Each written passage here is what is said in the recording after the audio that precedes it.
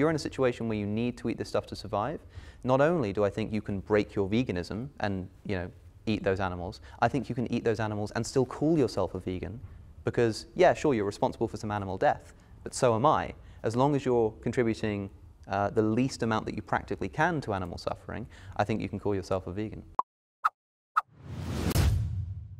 Yeah, well, thank you so much, Alex, for doing this interview. I've been following your work on YouTube now for over 6 months. Kind of heard you talk about veganism really passionately, but am I correct in saying that the channel was actually set up originally just for philosophy, and that's the main kind of focus of the channel?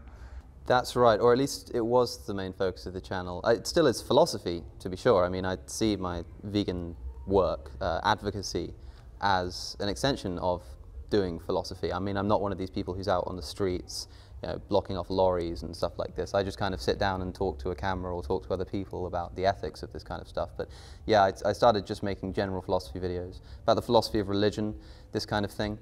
And people would sometimes ask me what I thought about veganism, because it's an ethical topic that comes up, and it was very easy for me to just ignore it. I thought it was wrong in the way that, like, not giving to charity was wrong. I saw a book on the shelf that said, this is why you should give more to charity, and I think, look, I don't really need to read this book. Like, we all get it. I know why people need money. I know why poverty is bad. It's the same thing with veganism. It's like, sure, I get the point, you know, don't kill the animals, whatever. But then I read Animal Liberation by Peter Singer. I actually sat down and read it, and I just realized how just catastrophically wrong I'd been. And it's funny, because I made a video called A Meat Eater's Case for Veganism, in which I gave the arguments I'd been considering, saying, this is why I think I need to go vegan. Please, for the love of God, someone talk me out of it. Please, I really don't want to give up animal products. And nobody managed it. But at the beginning of that video, I said, look, here's a video about veganism. Don't worry. This isn't becoming like a vegan advocacy channel or anything like that. Just want to talk about this once. And I'm happy to say that I seem to have been mistaken about that. It completely took off. I saw that video. It's fantastic. Is it like with your work on YouTube, is it scripted, or does it come from the heart and then edited, or is it a little bit of both? I think something can come from the heart despite being scripted. I think both can be true at once. These days I tend to script things that I'm writing, but it's very much a case of when I want to say something, I'll sit down in front of a computer and type it out almost as I'm saying it, just so that it makes the filming process easier. I can read off a script, but the script has been put together just moments before, as naturally as possible. I even keep in, when I naturally want to say or to kind of emphasize particular words, I try to retain that. So, you know, the script is there as a basic block of what I'm going to be talking about, but I tend to read as naturally as possible at the same time. You mentioned Peter Singer earlier. Who are your other inspirations and people that have changed your mind or inspired you in relation to, you know, veganism and this moral imperative? Well, Peter Singer was the first person to have that effect. That's not to say that he's now the person I would kind of go running to as the basis of my philosophical views about veganism, but he was a wonderful starting point. I also read all of the kind of go-to vegan authors. I read Tom Reagan for a deontological approach to the problem rather than Singer's utilitarianism. I read Gary Francione. I watched a bunch of speeches on YouTube. I saw the famous Gary Orofsky speech. I'd been listening to people like Earthling Ed and Joey Carbstrong, people I'm now proud to call friends and colleagues. It was all kind of at once, right? Because when you realize how serious this is, you start getting a bit absorbed into it, and you want to read as much as you can and learn as much as you can. And so I was listening to all of these kinds of people. But I found inspiration, strangely, from people who weren't vegan. You know, I was listening to the people who'd inspired me in other contexts and in their fights for liberty and freedom and all of this kind of stuff, right? And making an offensive against totalitarianism and dictatorship and oppression and these kinds of things. And I thought, well, look, this applies quite well. I mean, in the talk I gave yesterday, I was referencing George Orwell, for instance, whose writings I was able to employ to use in this seemingly strange context. But when you look at the principle of any liberal writer, I think you can find a lot of inspiration for stuff that would apply for animal rights as well. So I think it was a background of being inspired by people like Orwell, by people like Christopher Hitchens, by people who'd speak brilliantly about liberty in general, put that together with the factual information and the new animal focus, animal central focus to ethics that I got from people like Peter Singer, and that's how I ended up here as I am now. And when we look back on this system of animal agriculture that you're passionate about talking about, do you think we'll look back with confusion or disgust? I think both, certainly both. I mean, you can imagine a future generation that doesn't harm animals for food. And maybe they've got some archaeologists and they're trying to figure out when it was that human beings gave up eating meat, right? Because we used to treat animals so callously, so horribly. Maybe one of the ways they find out is they do some digging and they find an old children's book that's full of happy farm animals with smiling faces, and they've anthropomorphized them, so they've got lovely faces and they're talking, and some children's story or something. If an archaeologist were to dig this up, they'd look at that and think, oh, okay, we must have got this from a time after people stopped abusing animals, because there's just no way, obviously, if they're killing these animals in gas chambers, they're not going to be simultaneously putting them in a children's book. But that's exactly what we're doing. And I think that's the thing, it's almost humorous. It's like when a tragedy is so far in the past, a lot of the time it's easier to look at the absurdity of the situation, right? When something's recent, it's more sensitive and you don't want to think about it so much. But when you think historically, you think how stupid some regimes of evil have been, how almost comically ridiculous and self-defeating and contradictory they've been. And I think that's how this movement will be seen as well, right? The most common thing I hear from people who I speak to about veganism is not even something like, oh, I think you're wrong about this, I think you're mistaken. It's like, you know what, I see what you're saying, and I respect that you're vegan, and that's great, but I guess it's just, I guess it's just a flaw. I guess I'm just not a perfectly moral person or something like this. It's like, okay, that's fine, right? If you want to say that, fine. But then you forfeit your right to criticize other people for participating in their injustices. Who are you to say, you shouldn't be doing this to your fellow creature, you shouldn't be doing this to me, when you're willing to say, I know that I'm participating in an industry of exploitation, but I guess I just love cheese so much. It's cute, but it's like, sometimes we just need to say, grow up, right? If you think that an appropriate response to talking about torture of innocent beings, you think an appropriate response is to say bacon though, or to laugh it off with the reference that you just love cheese too much. I just don't think I can take you seriously as an ethical thinker. Yeah, we'll literally look back with genuine confusion, because here's the thing, the excuse that really gets me is, oh, we need meat to survive. And I think when we historically look back on that, we will be really confused, because we're simultaneously also recognizing that the same system of animal agriculture is literally threatening and compromising our survival, whether it's the CDC in America saying the next pandemic will come from H7N9, avian flu outbreak, whether it's antibiotic resistance, whatever it is, the system of animal agriculture, literally, I haven't even mentioned the environment, right? And we're seeing catastrophic environmental disasters around the world, and yet we're still saying, like, I need meat to survive. And it makes no sense. All of these work on their own, right? So we've talked a little bit about the moral case here. You mentioned the environmental catastrophe that's befalling us if we're not careful. There's the problem of antibiotic resistance. There's a problem, as you mentioned, of future pandemics. There's also the problem of health, right? You've got all five of these, and there are more reasons, but there's 5 to get you started. 5 wonderful reasons to at least abolish factory farming and probably go vegan, right? The moral case, the environmental case, antibiotic resistance, which will ruin us medically. It's the biggest fear in the medical community, and the majority of antibiotics are being administered to farm animals. You've got the pandemic prevention. Governments are telling us that they're doing everything they can to make sure that something like this never happens again. Give me a break. Our governments are telling us to stay as far apart from each other as possible, while simultaneously cramming tens of thousands of disease-ridden animals into these ignoble hellholes, and then shipping them around the country and moving them internationally and stuff like this, and then claiming that they're doing everything they can to stop pandemics. It's ridiculous. But any one of these arguments would work on their own. Yeah. It just doesn't make any sense to me.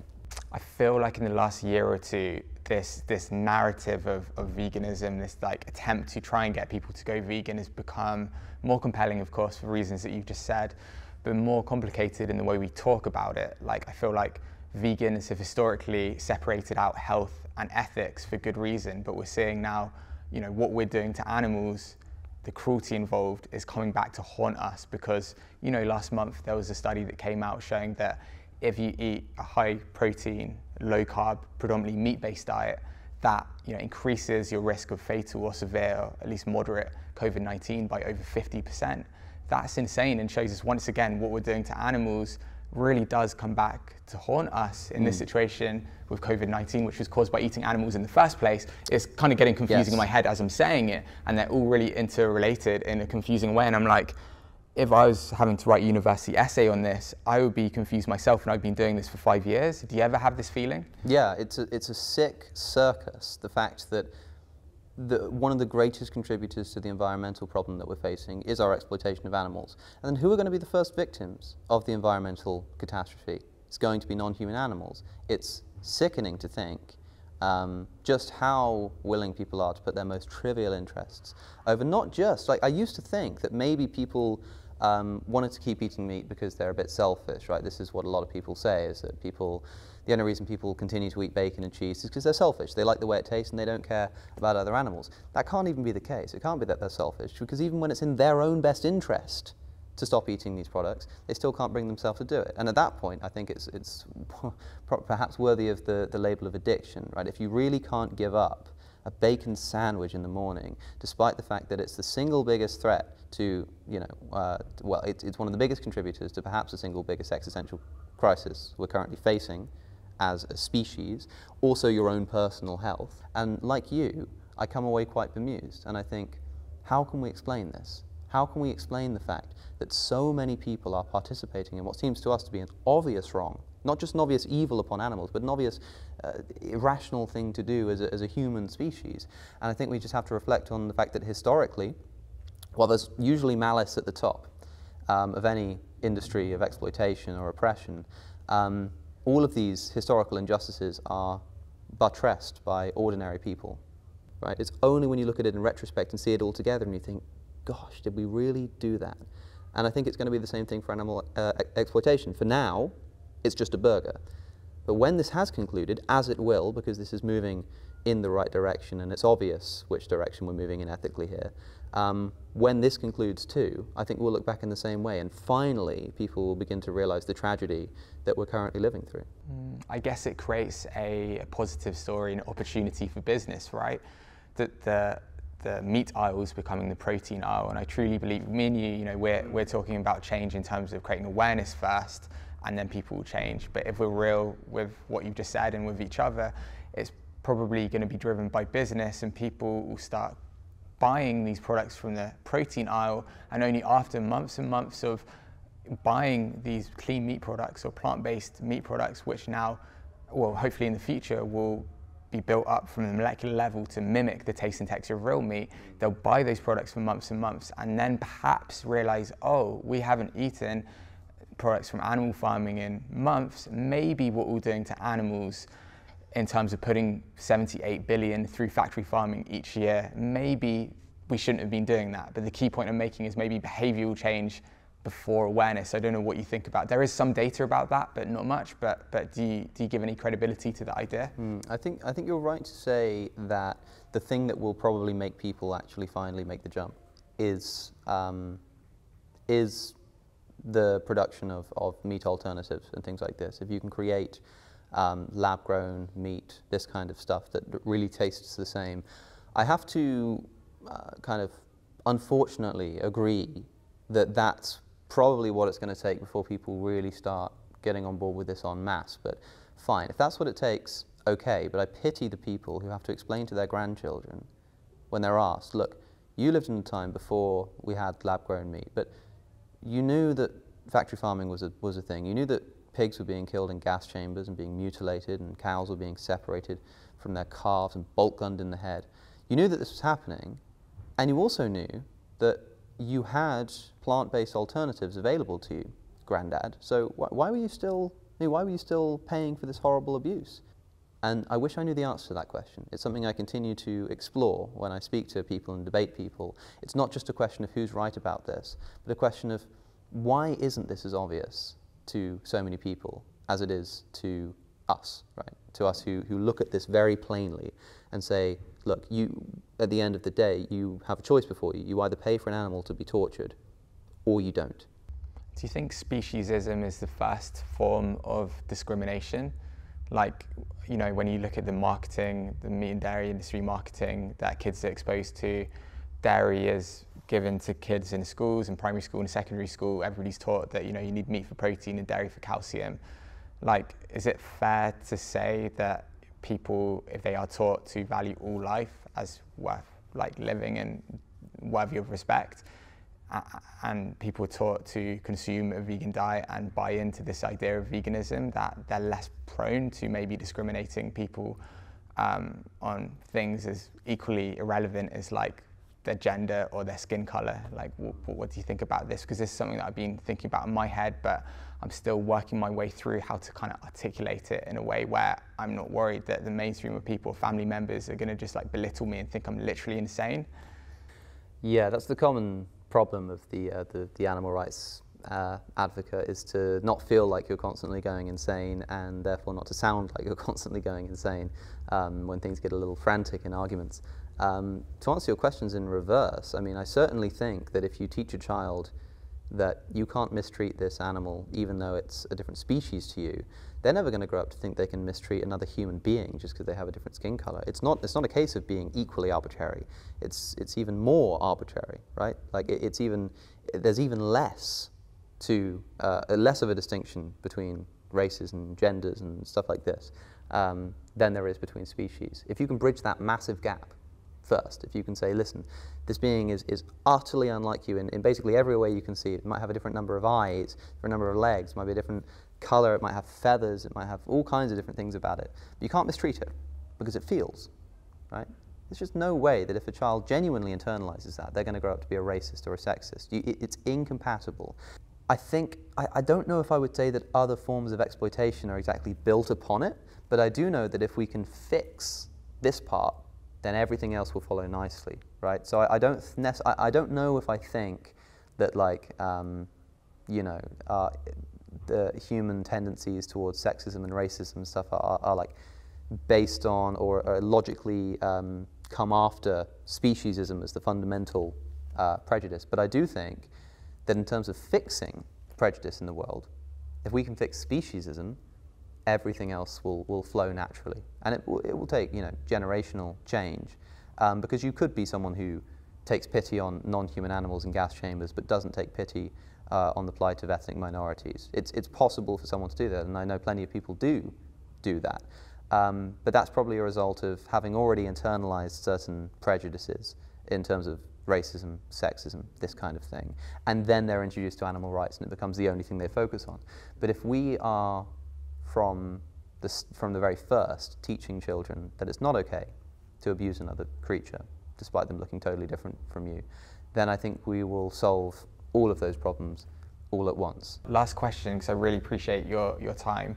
I'm going to tee it up for you because it's quite a low-level question, but probably kind of like common question people with their meat eaters probably think. If human beings are anatomically, physiologically required animal protein or animal products for their health, for survival, would that make any of your moral arguments less watertight?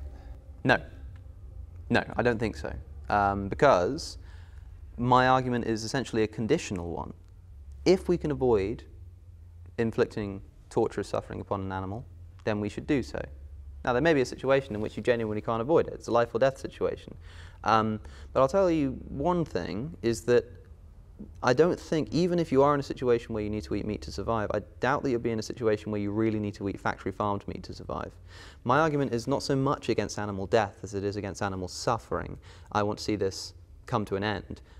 If somebody genuinely needs to eat meat to survive, if it became true, if we had some grand reversal of all the scientific evidence that we have that showed that actually, yeah, we do need animal proteins. Well, consider that when someone says that, like, we need meat to be healthy, right? The vegan response is never to say, like, yeah, but, like, come on, think of the animals. The vegan response is to say, no, that's not true, right? Like, you can be healthy on a vegan diet. The corollary of this, if you're making this argument saying you have an obligation to go vegan because it's perfectly healthy to do so. The corollary of this is that were it not perfectly healthy to do so, you wouldn't have that obligation. And I think that's true. I don't think you can hold somebody under an obligation to do something that threatens their health and well-being to such an extent. However, like, as I say, it's a conditional point, right? It's clear that we don't need this stuff to survive. And if you're in a situation where you do need to eat meat to survive, you still need to eat as little as you can, right, as an ethical imperative. Like, sure, maybe if you needed to eat some meat or like an egg every 2 days or something to survive, for whatever reason, whatever situation you're in, then fine, do that. But don't use that as an excuse to eat any more, right? Remember the definition of veganism, the minimization to the highest extent practicable of all forms of animal suffering. Keywords are practicable and minimization. Nobody should be under the illusion that vegans aren't responsible for killing animals. Of course we are. Everybody is. When I go and buy plant-based food, I've destroyed habitats and pesticides were used in crop production, all this kind of stuff. Yeah, like, animals die in the production of vegan food. That's why no vegan is going to say that this is about eliminating animal suffering. It's about minimizing it to the highest extent that you can. And so not only, if you're in a situation where you need to eat this stuff to survive, not only do I think you can break your veganism and, you know, eat those animals, I think you can eat those animals and still call yourself a vegan because, yeah, sure, you're responsible for some animal death, but so am I. As long as you're contributing the least amount that you practically can to animal suffering, I think you can call yourself a vegan.